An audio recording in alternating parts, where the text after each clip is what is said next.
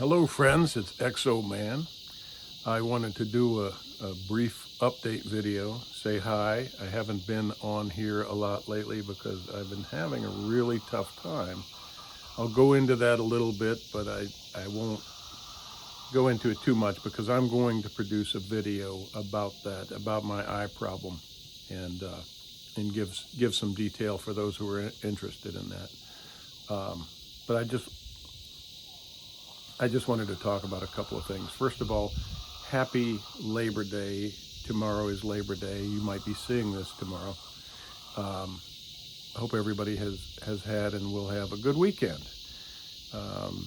The other thing is Jimmy Buffett has passed away. Rest his soul. God rest his soul. I don't have many opinions on Jimmy Buffett. Really enjoyed his music, and I have a synchronistic story, two stories that I'll share briefly about Jimmy Buffett. Isn't it funny how everybody shares their personal stories about celebs when they pass on? We're all gonna die, but not to be dark. Anyway, quick two stories. 1985, 6.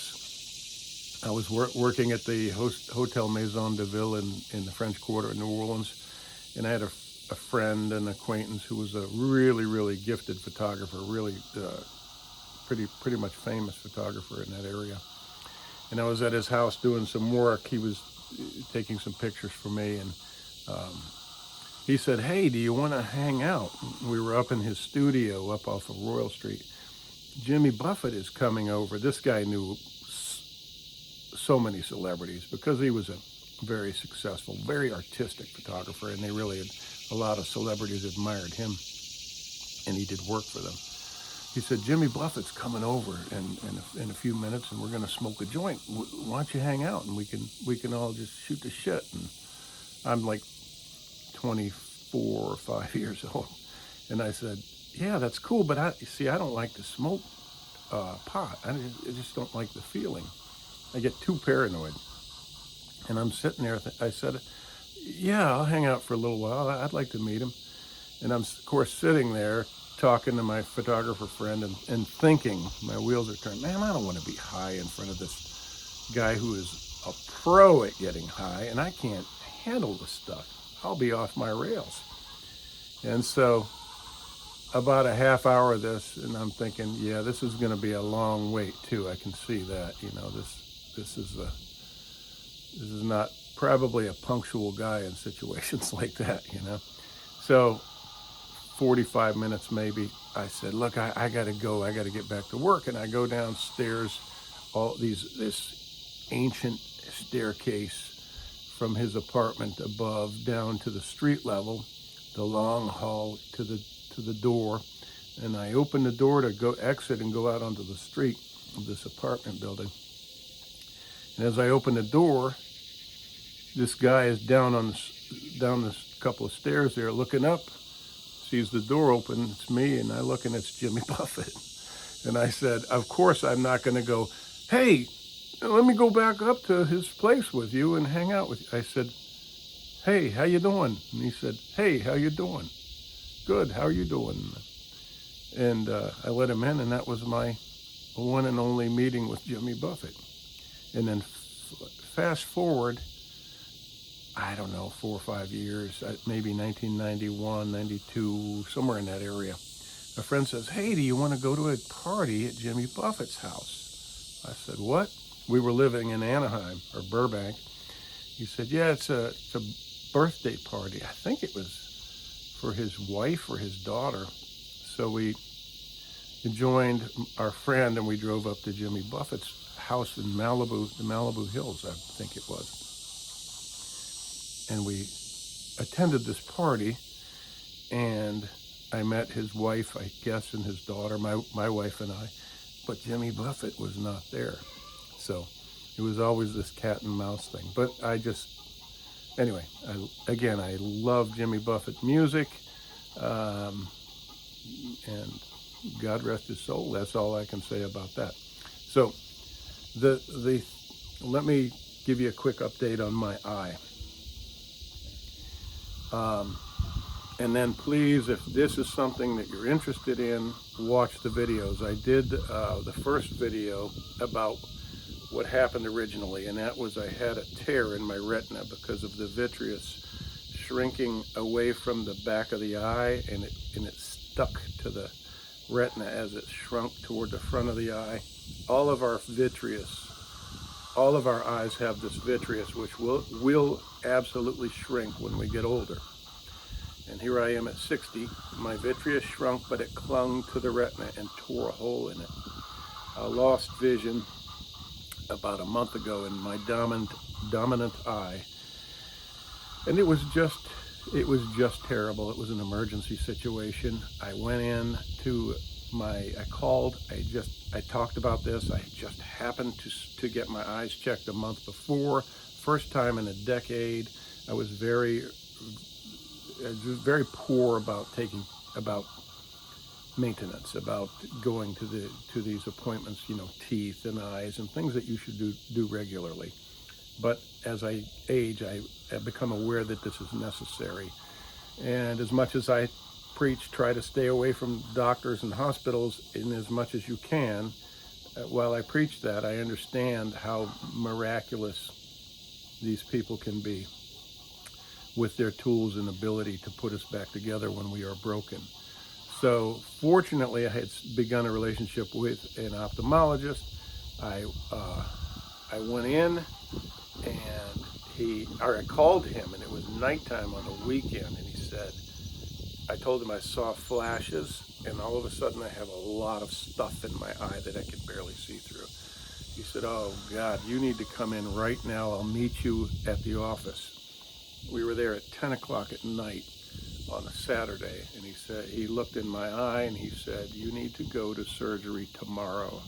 You need to go to the retina center, a very fine retina center in Wilmington, North Carolina. I made the next day I was on the phone with a doctor. It was I guess a Sunday, and they met me down there and took me in right away, and they looked in, they got a better look than he did, and they said, yes, you have a tear in your retina. We have to laser it right now, because if we don't, that tear vitreous gel can get behind there, the gelatin that's in your eye, the liquid that's vitreous humor, whatever, can push its way behind that tear and peel your retina off like wallpaper, and you have a serious problem, and you could go blind. So they lasered that tear, around that tear, but unfortunately there was a blood vessel within the tear that kept tearing and rebleeding. Long story short, I was blind in my eye for a month before I finally had to throw in the towel for my vitreous and get a vitrectomy, which is the removal of the vitreous. So I had to go in for another surgery at the hospital. And I'm going to talk about this. I'm going to give details in a video about what to expect if you have this, what you might expect if you have a similar situation. Mine just kind of went from bad to worse to worse. I was blind for a month. I kept bleeding in my eye. You couldn't see it. It's inside the eye. The lasering kept things from getting worse, but they were saying, if this is happening, you might have more tears that we can't see, because while you can't see out, we can't see in. They couldn't get a good view of my retina because of all of that blood pooling and swirling and congealing, blood clots in my eye, and it's very dangerous for your vision. So what they had to do was a surgery where they punched holes in my eye to get instruments in there on the sides of my, the whites of my eyes, and it was not fun to have to go through this, but it's just miraculous. So they put a bubble in my eye, that I'll explain later, and took the vitreous out and took all that blood clots out of the inside of my eye, so that there was a clear window. And they said, you won't see for a while, and we'll take the patch off in a day, and you will slowly get your vision back. All this was on good faith, and kind of felt like a Hail Mary pass, you know, just so scary. It's beyond words. I went through it was a very, very dark time for me. Call me dramatic, but losing half of your vision, the better half of your vision, it's like tie my right arm behind my back for a month. I'd rather that. I'm a visual person, but I feel so blessed that I can see trees out there, more or less. I can see the creek. I can't see what you might see when you look out at something like that, but I can see something, and that I feel so fortunate. I feel very humbled, and I will talk more about this later if it's of interest to you. If it's not, don't watch the video. I had people complaining about old person stuff. Well, this is not old person stuff. This is happening more and more to younger people at an alarming rate. It's because of the diet, the American diet. I don't know about worldwide, but in their country it's happening. Vitreal detachment is happening, and retina detachment is the scary thing. That's what you got to watch out for. All of it. But it's happening more and more, so I wanted to do a video to help with awareness. Anyway, happy Memorial Day. God rest your soul, Jimmy Buffett. Thank you all for watching. I hope, I wish the best for all of you.